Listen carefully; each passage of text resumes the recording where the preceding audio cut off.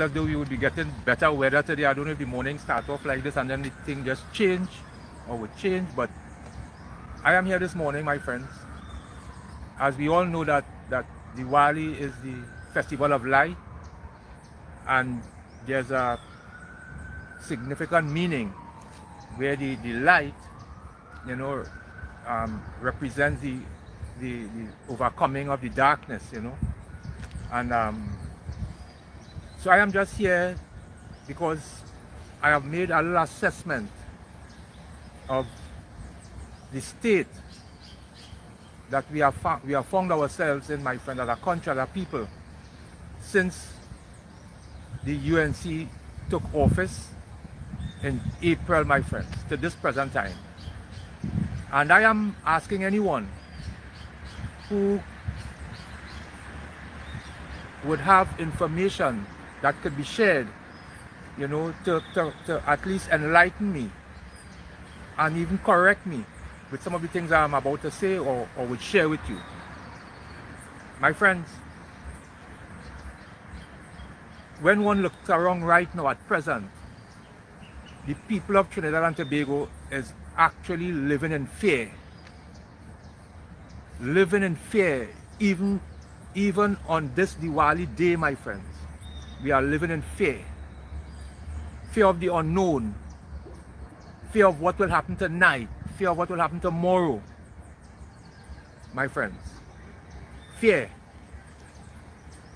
Fear is a quality of darkness, my friends. So it appears just on the surface that the darkness, my friends, is in fact covering whatever little light may be fighting to come through, my friends. Fear. The people of Trinidad and Tobago, wherever you go, wherever they go, you walk this place, they want to know, and they want to know when the bombs will start to drop, my friends. When the bombs to kill the Venezuelans, my friends, to kill the bombs. They want to know when the bombs gonna start to destroy the people and the lives of the Venezuelans, my friends. This is what the people of Trinidad and Tobago are in fear of, my friends. And you see what happened? We are so close. We are so close to Venezuela. It's not as though you know, the lives of the people in Gaza and even in Ukraine, we would be sad about it, we will quarrel about it, we will speak about it, and you know, some may even agree with whatever is happening. But one thing for sure, it is not close to us, my friends. It is not part of us, our environment, immediate. It is not part of our immediate environment, my friends. So it may not affect us as you know, the Venezuelan matter and America and the warships and the submarines and the helicopters and the warplanes, my friends, coming to our part of the world, my friends. It may not affect us like that. But at this present time, we would have heard where the US Embassy would have sent out warning to their citizens. Now, including staying away from their embassies and buildings where Americans are, you know, known to be part of in this country. Now, there's no part of this country, my friends, even around the embassy, Trinidadians will be there also. Around the savannah walking, jogging, driving. So if America is warning their people to stay away from even their own embassy, my friends, where is our Prime Minister to tell us also, Trinidadians, Tobagonians, stay away from the environment for your own safety? Nobody. So it's okay, the Americans will try and make sure that they live, but Trinidadians, because the embassy and American property, as they call it, or where they stay or whatever, is in Trinidad, among Trinidadians, my friends. So a darkness, my friends, a darkness had been brought upon the land from the time the UNC came into office, my friends. 2 months after they came into office, over 30,000 persons were dismissed from their jobs, my friends. Dismissed without just cause. They were dismissed without just cause, my friends. Yeah. 30,000 persons to start with. Now, no pandemic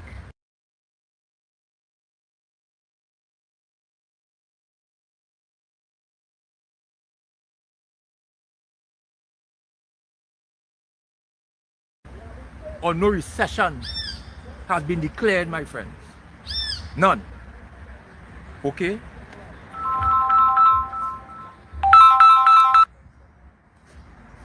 Not long after,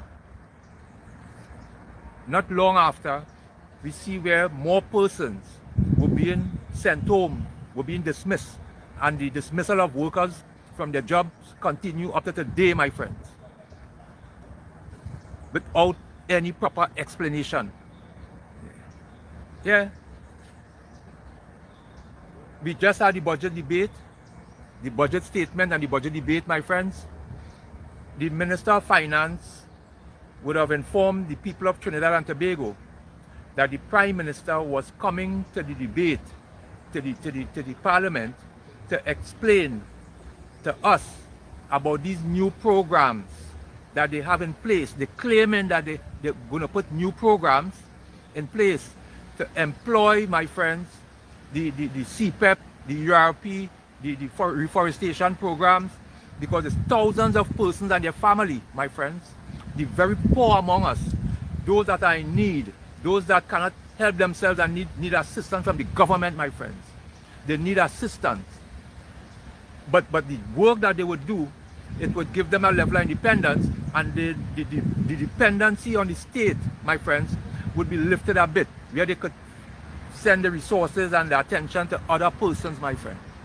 But here it is, the government has put all of these persons who were already the poor, you know.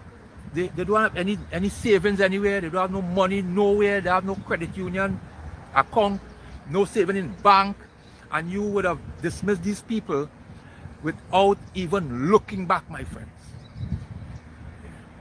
5 months have gone.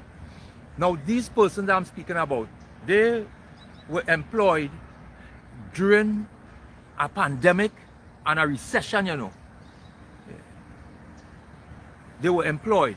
Now all of that came on a campaign where the government, Kamla Prasad Disesa and the UNC were campaigning that when the UNC win, my friends, nobody would lose. Everybody wins, my friend. Lies, which is another quality of darkness, my friends. Lies. Lie to the people. Another quality of darkness, my friends. They said another thing, that public servants will be getting they will be getting a back pay increase and salary negotiation starting at 10%. Starting at 10%, my friends. With consolidation of COLA, and for one period, my friends. One period. Now they have moved the period to 2 periods. So the 10%, up to now they have not said it's starting, or COLA had been mentioned. Their claim is that it is for 2 periods, my friend. Okay?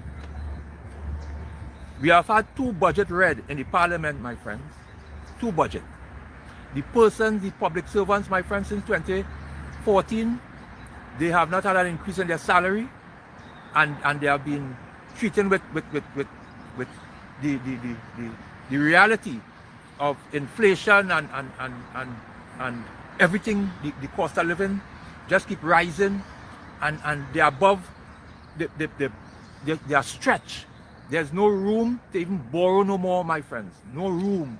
They borrowed all that they could borrow already. So they're looking forward to this 10% only for the Minister of Finance, my friends, close off the debate without identifying, my friends, the monies being put aside or allocated to start the negotiations so that public servants, as they promised, would be able to get the back pay and the 10% on the salary, my friends. So in two budgets, one in June, they went to the parliament, and a few days ago. Lies, my friends. Lies again. Darkness. Darkness, my friends. That is what it is. Darkness. Okay? The PNM was in office, my friends, and they went about trying to rebuild and to get the energy sector up and running so that it could sustain our way of life and our standard of living and maintain the things that we enjoy, my friends. One of the things that they did, they went to Venezuela and speak with a man called Maduro, Nicolas Maduro, the president of Venezuela, and his government, asking him to have access to his gas field, my friends. His gas field, opening an opportunity that he, because they're under sanctions, Venezuela, for many years, they would then be able to get some of their own resources. They saw it as a good opportunity, a good deal, and they said, okay, we're going forward with it. We need to get America to sanction it. They did sanction it, my friends. Kamla Persad-Bissessar, while in opposition, my friends, went to our parliament. Right there. Went to the parliament, and her present members that is in government today, declaring that they don't recognize Maduro, Nicolas Maduro, and his government as the government of Venezuela, my friends. And they recognize a man named Juan Guaido. They are their president. So they stayed in the Port of Spain, Red House here in our parliament, and they choose a president for Venezuela. Yeah. Even though the people of Venezuela did not choose that person, my friends. And then they went about saying all a campaign damaging the image and the deal, and saying that this man is a terrorist, he's a dictator, he's a narco government where the government organized. He really said it's organized crime, you know. Yeah, because they're actually saying that his government running a drug operation, my friends. Yeah, these are the things that they were saying about this government in Venezuela, you know. When she came in office, she said the deal was dead. Forget about the Dragon deal. The PNM wasted time, 10 years, and nothing to show for it. My friends, secretly, we wake up our morning and hear that we getting back the same license that they said that the deal was dead, my friends. So they left here without informing us. Listen, we believe that the best deal at this time is that Maduro man, you know. Nothing like that, my friends. We wake up and hear that the same deal with the same drug lord and criminal and drug trafficker and human trafficker and money launderer and trafficking guns and ammunition, my friends. They are now crawling to that man, crawling and begging him for the same deal that the PNM under Dr. Rowley was bringing to the people of Trinidad and Tobago, my friends. So they were lies again, my friends. Lies. And the example, the light or the example that our Prime Minister and our government is showing us is that it is okay when you as a family don't have money to send your children to school and you don't have money to buy food. It is okay to engage the drug lord. It is okay, nothing is wrong with engaging the drug lord and the drug trafficker and the human trafficker for whatever you need, my friends. Because she is prepared, my friends. Not prepared, that is what she has done. Damaging our good name as a people. Yeah. Yeah. She is now crawling, my friends. Crawling. As we celebrating Diwali. the example that she are showing us, this is light over darkness, my friends. This is light over darkness. So I am asking anyone who can point out for me, my friends, as I go along, some type of light, some kind. Yeah, because they must tell us if that is an example of light. Yeah. Begging and crawling, my friends. They get the license and they cannot even, the same way they went secretly and apply for it and beg America for it. The same way, my friends, all of a sudden, almost 2 weeks, they have the license and not one person could come back and report to us that somebody in the energy sector has traveled to Venezuela to meet with as a team, to meet and start a treat with it. And darkness, my friends. This is not light over darkness. In this country, this paradigm is darkness over light. You ever see that?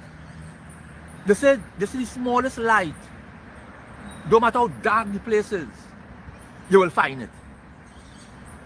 People, I want to see it. Show me.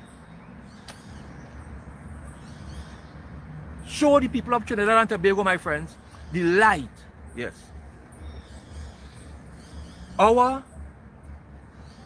In the newspapers, my friends, as I said before, and I'll repeat it, there's a gentleman, I think his name is Dan Paul. I think so. He was the finance minister when Stuart Young became the prime minister, my friends. The PNM in office, Stuart Young became the prime minister for a short period. He also was the finance minister for the same length of time, a short period. And he was questioning, he was asking a question about a $600 million US that seemed that persons, our Minister of Finance and the present government seem not to want to share with the people of Trinidad and Tobago any information about that money that nobody, that gone missing, my friends. It disappeared. It disappeared. 600 million US from our foreign reserve, my friends. And one of the things that he said is that in 4 or 5 months, this is what happened. He said if we keep up like that, we would be on the road heading to the IMF. Rather than come and explain to the people where this missing 600 million US, my friends, gone, if it was spent on the people, if it was given to your friends, if they thief the money, who thief it? Because let me tell you something, my friends. This is the same government who was in the newspapers claiming that $2.6 billion could not be accounted for in the same Ministry of Finance Treasury building, you know. Yeah, where the Auditor General made a declaration, and it was in the newspapers, that this money cannot be accounted for. And the first thing the supporters and the UNC government they say that money, this 2.6 billion was stolen, and that was part of the discussion leading up to the elections. Where is the $2.6 billion? Who have it? You know, the same people who made the declaration that the money cannot be accounted for, when the finance minister decided, hey, you see this missing money, we're going to investigate and see who gone with this money, because according to you, the money missing, that means somebody steal the money. You know, the same persons, my friends, went and filed an injunction preventing the investigation so that we, the people of Trinidad and Tobago, would not be able to find out who gone with the money, this $2.6 billion, that they were claiming that it cannot be accounted for, like it gone missing. Now, they are in office, and 600 million US at this time in our lives in this country cannot be accounted for. No account have been given for it by the finance minister in the parliament during the budget debate. What happened to that money, my friends? What happened to that money? Tell us. My friends, the finance minister and the government, my friends, led by Kamla Persad-Bissessar, they have imposed on the people where these landlords, persons who own business places and rent it out, so persons doing business, but they're also paying a rent for the property, they have raised a tax, they have placed a tax on the owner and tied to the property that he owned, my friends. They try to get away from calling it property tax. They call it all kind of different names. Recently, the Prime Minister couldn't help herself. She and all call it, she says a tax. But she didn't say property, it's a tax. But my friend, if you are being taxed and the tax is related to the property that you own, what you calling it? Property tax, my friends. They are so dishonest that they could not even tell us that we're going to implement a property tax on commercial buildings and business places, starting with those. Yeah. And we're going to raise, now besides that tax, my friends, the same business owner, his light bill going up, Light bill going up. Yeah. And the person who doing the business, if it's gas, now the light bill done gone up, gas gone up. The commercial gas that they use commercially to bake and to cook in these restaurants and business places, my friends. So that is three things that gone up. And the finance minister is saying that he's hoping that these business people does not study profit. Now he's the finance minister, He's saying that. So that the people and the taxes that they impose on these people must not pass down or should not. Or he hoping. You understand what I'm speaking about here, my friends?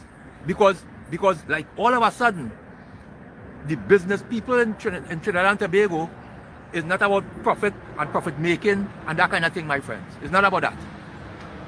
You can understand that? My friend, that is a next course that will be passed on to the people of Trinidad and Tobago. So now, before the goods leave or reach to the restaurant to cook and to prepare, my friends, and to the grocery to buy it, it's coming on the port. It's coming on the port, my friends. When it reaches there, what happens? What happens when it reaches there? The things that we like to eat, whether we buying it or cooking it, when these things reach there and it's coming in containers are coming. What happens there, my friends? The finance minister in his budget, my friends, double the price of the container. Every container that come there, whatever the price was, it double. 100% or double. If it's $100, it's now $200. If it's $500, it's $1,000, my friends. That is the container. So, who now, before the goods reach in the grocery or in the restaurant for them to prepare it on the port, the charges have gone up, my friends. The charges have gone up. Who then would be bearing that cost? The businessman? My friend, it ain't done there, no. It ain't done there. Yeah. Because this is I was told it's a people budget, It means what it really means is a budget kill the people, That's what it means, you know. Yeah, they didn't finish the sentence. This budget is a budget to kill the people, to damage the people, my friends. The other set of loving people in this country is the banks. The banks is the next loving kind of people. Like them is the most loving people all of a sudden. The finance minister decide that he is going to see if he could extract from the banks, my friends, in taxes and levy on whatever assets they have. And he is saying that the banks love us, love the people, love the customers, and the banks will not pass on the charges, my friends. The banks. My friends, the bank is one of the most oppressive and wicked place as a person you could go to deal and do business with as an ordinary citizen in this country. And nobody had put any levy on them, or nobody had put no taxes on them, and nobody didn't do them that. It have any instance where the bank does lose? The bank does lose? He's telling us that. Yeah. My friends, darkness is upon the land, my friends. Darkness. My friends, I was looking forward to the Prime Minister coming to the Parliament and sharing some light, because the Finance Minister, when he was questioned about the monies that was put aside for these new programs, that's what he said. It amounts to about $785 million, my friends. He said that 310 in one account that's going to be added to 475 million that they are now injecting into whatever they intend to put in place to rehire people and that kind of thing. Next thing, the Prime Minister didn't turn up. But yesterday was Sunday, my friends. Yesterday was Sunday. On the brink of Diwali, when the people getting ready to celebrate and to celebrate the Diwali, our Prime Minister and the government on a Sunday launched something. My friend, let me read it. Let me read it from the Guardian today. It says, today's Guardian, on page 8, over 11,000 apply on first day of national recruitment drive. My friends, national recruitment drive. Let me read this little part here. Prime Minister Kamla Posabisesa highlighted the initiative on social media, sharing a post from the newly launched TNT Job Recruitment Facebook page, created on October the 16th. Right. The drive offers over 20,000 positions across Trinidad and Tobago, ranging from skilled trades to administrative role. Whether you are a laborer, driver, electrician, plumber. So they went on to name this thing here. There's a place where the Prime Minister posted. Now, so that the newspaper saying that she posted that on some website, yeah, that nobody knows about. When I say nobody, Trinidad and Tobago doesn't know, you know. Because I'm telling you, I just read papers I even know nothing about. This interrupt, no news, no 7 o'clock news, or no nothing. So this was secretly done to target who they need to target and inform who they need to inform, my friends. But let me show you this. It went on to say,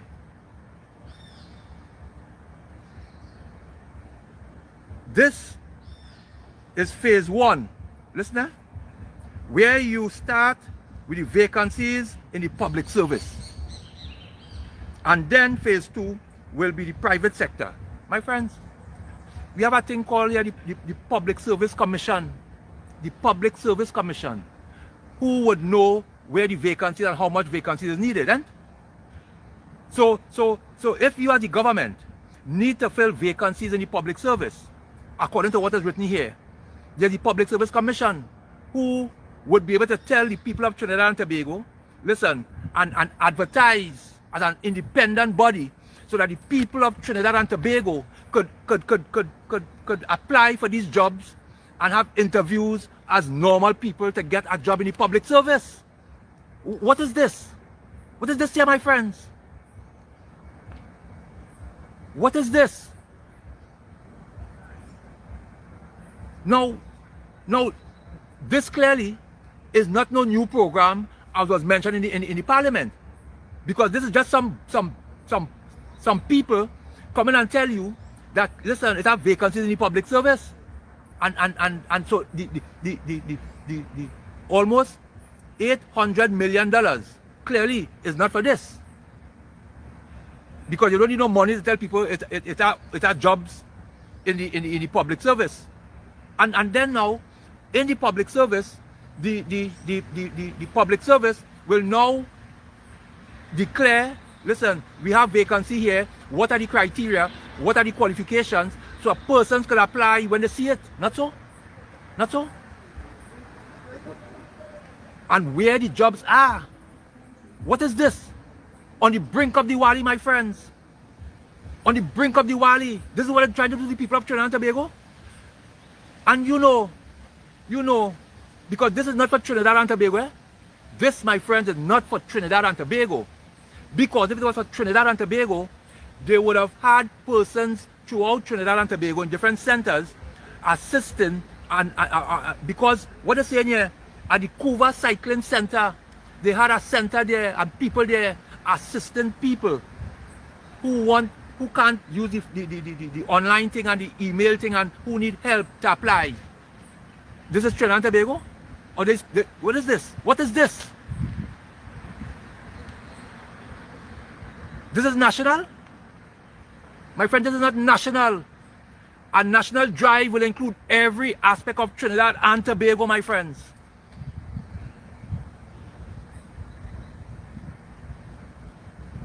And the Public Service Commission is the body that is supposed to declare how much vacancies and how soon you need to have it filled, and what are the criteria for these jobs. My friends, they believe that everybody in Trinidad dunce like them. Look at here. It's public service, you know. So the Public Service Commission, and let me tell you something, my friends. Government institution or where the public service govern, there are vacancies, and all the government have to do is to inform the people that we are injecting monies into these ministries that fall under the public service, so that they will now be able to employ persons who to fill the vacancies. And each ministry that falls under the public service will advertise,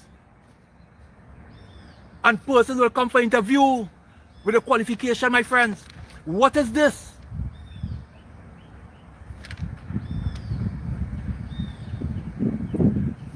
My friends, the $785 million, my friends. This is what for. This is what Kamla Prasad Bisesa was supposed to come in the parliament and explain to the people, my friends, and she couldn't come because this is what you come and tell the parliament. What is the names of the program that you're using to replace the poor and the needy among us, my friends, to have them re-employed and to get them back on the job and back on their feet, yeah, so that they could bring some respect and in the community and in the family and care about the children, my friends. All this here is speaking about is as though it have vacancies, as we all know, in the public service over the years, because people they went the contract, we were getting contract, and so it was better and better for the government because you don't have to pay no pension and good. So now they decide that they need to fill this. If that is the plan, my friends, then it must be open to all Trinidadian and Tobagonian, my friends. And that must not be cycling dome in Cuba alone. So what about the children in Port of Spain and Tobago and Scarborough who need to apply and don't have no help? Because that's what they're saying in the newspapers here. Yeah? Discrimination, my friends. Discrimination. And my friends, I'm not using that word lightly, you know. Let me tell you something. I saw a few days ago, I saw the allocations on a document that came to the phone, and I read it. And I say, see this thing, why we didn't hear Preston? This is not true. I ain't even bothered with it because that is not true, what I was reading there. My friends, you know, I saw a reporter interviewing Khadija Amin, the Minister of Rural Development, concerning allocations. So I said, I wonder if it's that. I wanted to know if, you know, what came on my phone, my friends, is a factual document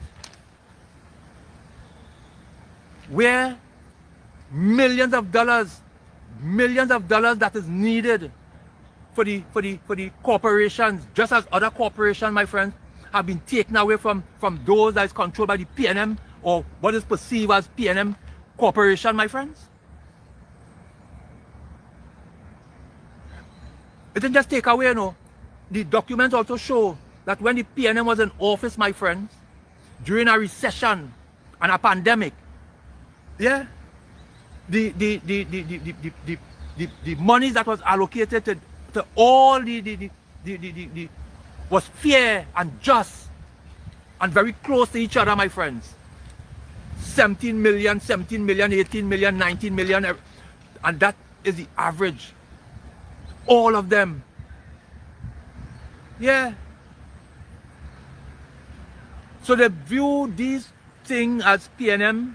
Yeah. And what happened? The people that they view who would have supported the PNM and look like the PNM and they like the PNM, well, we're going to punish them some more. Because stopping the CPEP, my friends, the URP and the reforestation programs is not enough. It's not enough, my friends. So we're going to now make sure that those persons in the corporation be fired because there's no money to pay them, my friends, to pay the salary. So if you don't have money to pay the worker's salary, then, or to hire people to get the place clean and to get the job done, then the thing collapses. Yeah. Wickedness, my friends, as we celebrate Diwali. Where's the light? Where's the light over the darkness, my friends? Where? My friends, it's well calculated because they are aware that the corporation that is controlled by the PNM, my friends, the majority of persons in those areas is African people, my friends. People of African descent. You know what I'm telling you? In 2010, my friends, when Kamala came into office, there was a state of emergency. Only, in fact, when you go central and south and them places, because it ain't no crime down there, over 8,000 black people, children, my friends, was grabbed from the homes and on the streets and placed in all kind of nasty cells all about the place, where the parents and the family can't even find them and don't know where they are, by the same government, my friends. A man, the DPP had to go in the High Court and tell the judge, the police and this government lock up these people without any evidence to support the claim. Yeah. And the Attorney General at that time said the jail is not made to ripe fig. Because that is what black people, children is. It's fig. Yeah. Bananas. Yeah. That's how they view them. Yeah. Yeah. My friend, it didn't stop there, no. Kamala Prasad Bissessa, between 2010 and 2015, our government, when they came in office, besides locking up African people, children, without just cause like that, my friends, without just cause, they closed down all the youth camps. They would have closed down. The youth camps. You know the youth camps? You know what the youth camp does? The youth camp was put in place for those who fell through the crack, my friends, to get an opportunity again in a controlled environment where they could become productive and good citizens, my friends. The youth camps of Trinidad and Tobago. She saw that as nothing good or whatever it is, and she closed them down. Closed them down. What happened to that generation and the young people at that time? What happened to them? When they would have been in an environment, but you see, it was more African people, children involved. So you can't let them progress, you can't let them learn things, you can't, no. And let me tell you this, my friends, the people that are affected and who killing one another with the drug trade and gangster thing is black people and black people children, my friends. Listen to this. The people, and there's a section in this country who would cry about it, but inside they're happy, my friends. They're singing like if they're sad, but inside they're happy to know that black people children killing out one another, my friends. This person I consider. So I consider Kamla Prasad Bisesa, a man called Patrick Manning, saw, you see what I'm saying here? He saw that. He saw that black people children killing out one another for dotishness and stupidness, my friends. And he saw it happening because of the drug trade. And in order to protect the people of Trinidad and Tobago, including them from their own self, he went and spent $1.5 billion US to make sure and get guns and things could shoot the drug traffickers and blow them out of the water, my friends. Kamla Prasad Bisesa, when she came, she said, what is he trying to stop? What are you trying to do? Like he didn't get the memo? Yeah. She canceled them, my friends. She canceled them. Yeah. Canceled them. Now what could make Kamla Prasad Bisesa or a prime minister, knowing fully well that we are situated, they said that we are a drug transshipment point. We ideally no border protection. There's only criminal countries with drug traffickers and nobody to look out for us. Mr. Manning decided, I'll get some radar, I'll get a blimp, and I'll get in these fast boats, I'll get in these helicopters with these missiles, and I'll also bring in some ship that could stay in the ocean for months without coming in. What that would have done, my friends, what that would have done, it would have the exact thing that happened with America here, my friends. That is what would have happened. Why did Kamla then stop it? You know why?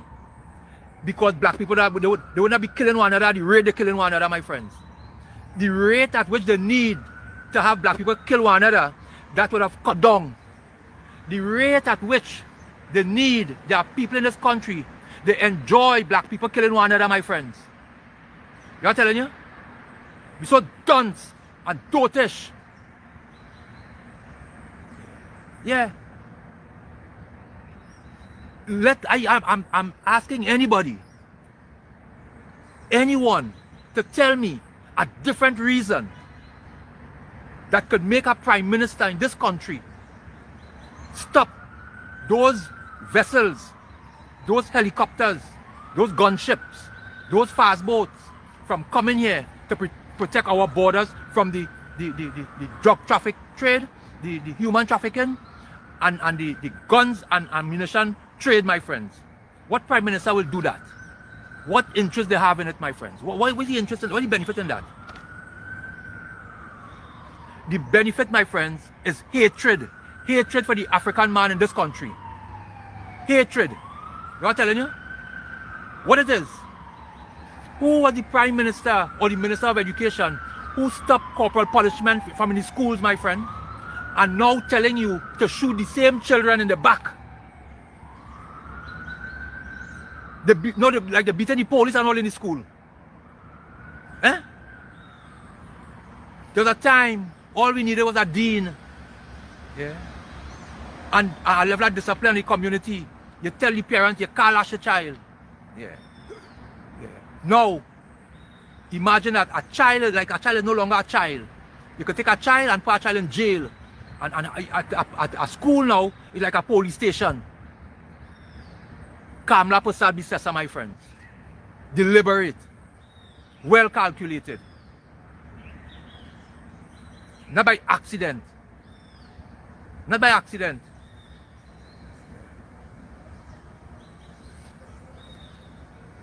When a person look at the monies that was allocated to the corporation, my friends, and I'm challenging any one of my, there are some UNC partners, you know, my friends.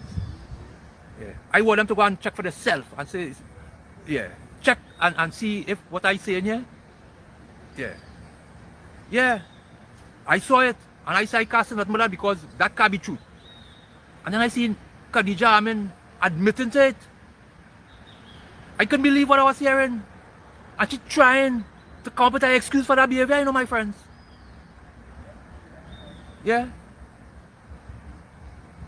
Yeah. It's calculated, my friends. Calculated. There are people in this country dislike African people, my friends. Dislike. Real hatred. We, black people, can walk about with their head in the sand and play like the dunce and the dotish and don't know that. Because that is what it is. That is what it is. That is the only thing it could be. Yeah? Here it is. A government, just with no money, my friends, was able to make sure and give each corporation, even those that is held by the UNC, the same amount as those that person who voted for them, the opposition. And here it is. The government today, yeah, take away $1 million that is needed in these corporations to keep the corporation, the workers afloat, my friends. Yeah. That is not just political victimization, my friends. That is racial discrimination. So, person, how you could be saying that? How I could be saying that? I'm going to read something here for you, my friends. How I could be saying that?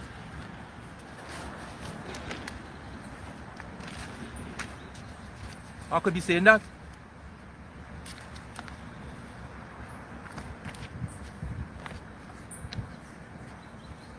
See what I have in my hand here?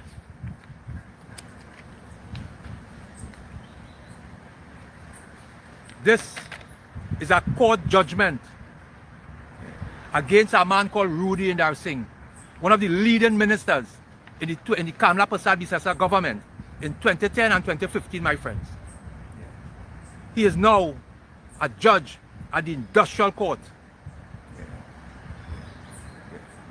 While being a minister in Kamla Prasad Bisesa's government, my friends.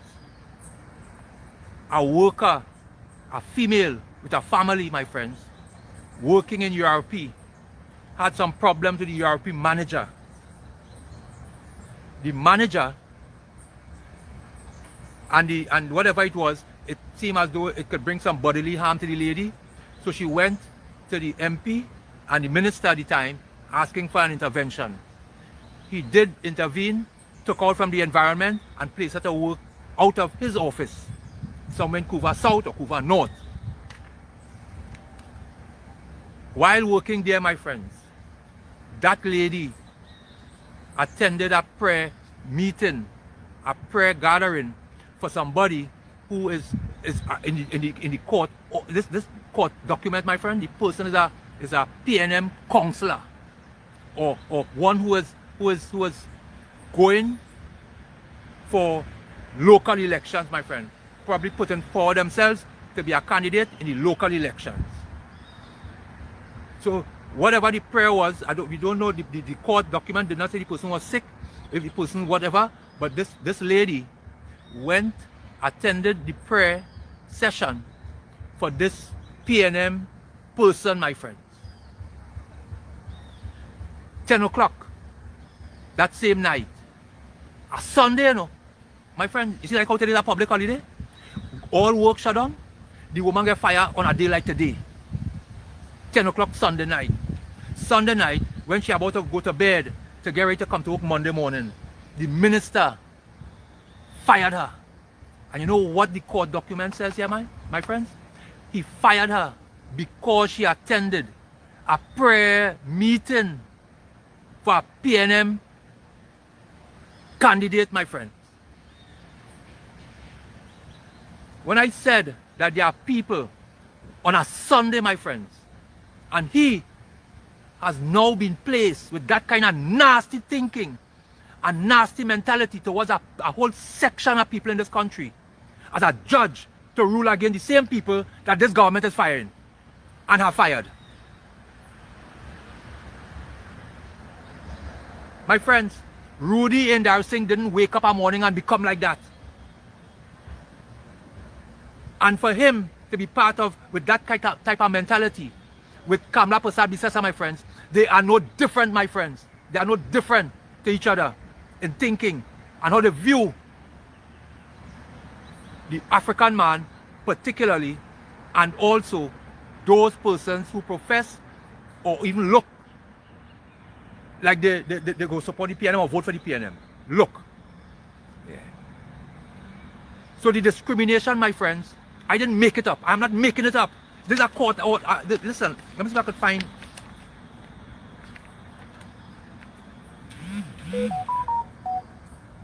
The findings in the matter. Let me tell you, I just go and read the findings here for you.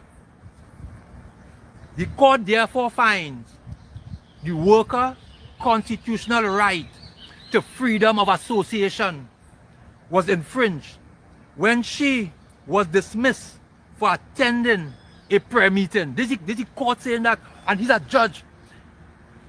Kamla Prasad Bisesa, my friends, and Rudy Singh were in government together from 2010 to 2015, and over the years, because he's straight UNC. So it's not an accident.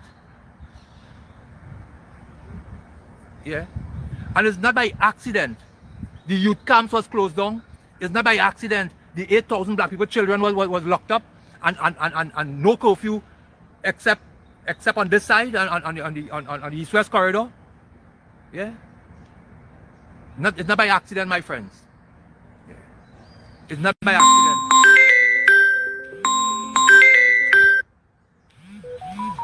Yeah.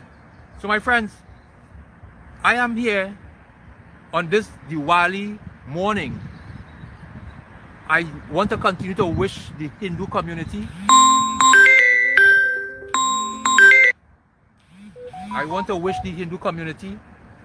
a blessed and happy Diwali, and the rest of Trinidad and Tobago.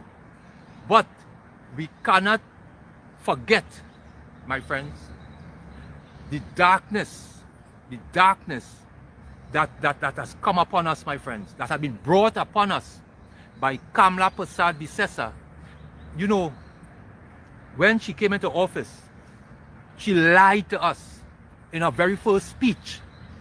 She said that we're going to get the oil and the gas that is needed from Grenada and Guyana, my friends. I said, but look how long the PNM in the office, how to them and go Grenada, and I said that to myself. Next thing, the Grenada Prime Minister want to know what oil and gas Kamla talking about. The man in Guyana, he want to know what she drinking in Port of Spain, my friends. And you know, talking about drinking is a real evil, my friends. Even if it doesn't drink alcohol, my friends, even if you're a Christian, because let me tell you this, there are people, not even a Christian, they are Christian, a sect of the Christian teachings where, especially Seventh-day Adventists, they just teach the members that alcohol, you should not drink alcohol, it's not good to drink and that kind of thing. That's not biblical. But even Christians, my friends, alcohol in the Bible, nothing wrong with drinking alcohol. In fact, the Bible said it makes your heart feel glad. You know what I'm telling you? It also speaks about celebration. Jesus went in a wedding, yeah, and turned the water. He could have turned it into juice. He didn't turn it into juice. Turn it into wine, because it's a time to be merry, my friends. Mary, I talk about Mary, now it's Christmas time. Now it's Christmas time. Alcohol, my friends, is something both the poor and the rich in this country, no matter what conditions, not even Robinson, A.N.R. Robinson in the recession when they say, well, he's the most wicked man. He banned apples and grapes and things, but he never interfered with the alcohol, my friend, because he knew that in fact, a man would need that at times, and family, wherever, to cool his head, to chill out, to lime, that's what brings people together. That is what, not just Trinidad, you know, that is what life is about, my friends. And she have interfered with that wickedly and deliberately, my friends. Yeah. But something on this alcohol, my friends, because one of the things that she said, that she's going to move the drinking age from 18 to 21, my friends. Something with alcohol. Yeah, alcohol, like our Prime Minister has been traumatized by alcohol, you know. Because what alcohol have done to her, my friends? What have alcohol done to her? She said that she will move the drinking age from 18 to 21. Yeah. Now at 18, you could marry, you have your own wife at 18. But you can't drink alcohol in your wedding because you're not 21 yet.